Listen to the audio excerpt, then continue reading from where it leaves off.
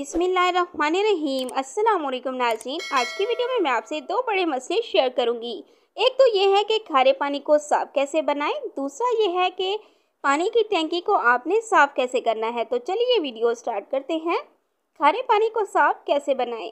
अक्सर घरों में खारा पानी आता है, जिसकी वजह से वो मीठे पानी की बोतलें खरीदते हैं और इनका खर्चा मज़ीद बढ़ जाता है। ऐसे में कुछ घरेलू तरीके भी हैं जिनकी मदद से आप खारे पानी को साफ़ बना सकते हैं, वो भी बहुत कम खर्चे में। बाज़ औक़ात पानी की टैंकी भी गंदी हो जाती है और इसका पानी बदबूदार महसूस होता है, तो ऐसे में आप सिर्फ 50 रुपए के खर्च में अपने दो मसले हल कर सकते हैं। टैंक में मौजूद पानी को साफ बनाने के लिए इसमें फिटकरी डालकर छोड़ दें, इससे नीचे ये बैठ जाती है और पानी साफ हो जाता है।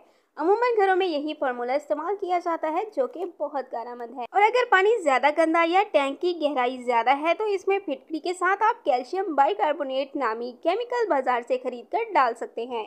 इससे पानी बिल्कुल साफ हो जाता है। इसके अलावा पीने में भी पानी का जायका खराब नहीं होता। इसके अलावा पानी को साफ करने के लिए आप किसी भी केमिकल की दुकान से सल्फर पाउडर खरीद कर भी पानी में डाल सकते हैं और साथ ही क्लोरीन के चंद कतरे, क्योंकि ये दोनों केमिकल जो हैं एक साफ महलूल बनाते हैं, जिससे पानी में मौजूद गंदगी के साथ ज़ाइल हो जाते हैं और पानी पीने के लिए भी फायदेमंद हो जाता है। तो अब हम बात करते हैं जी, पानी की टैंकी को आपने साफ कैसे करना है। टैंक की सफाई के लिए इसमें ब्लीचिंग पाउडर और सर्फ मिलाकर डालें और अच्छी तरह साफ कर लें। इससे टैंकी भी साफ हो जाएगी और बदबू भी नहीं रहेगी। Thanks for watching. Please subscribe my channel health clinic.